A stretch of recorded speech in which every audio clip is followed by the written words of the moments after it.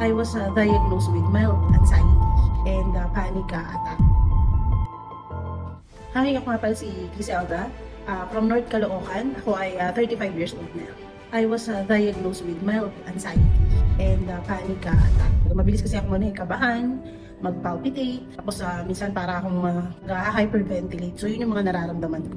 Nahirap din talaga akong makatulog. So naghanap ako ng solution din, may nakita ako na isang ad sa Facebook about dito nga sa Keep Calm. Sa first day ko pa lang, nakatulog ako agad ng mahimbing.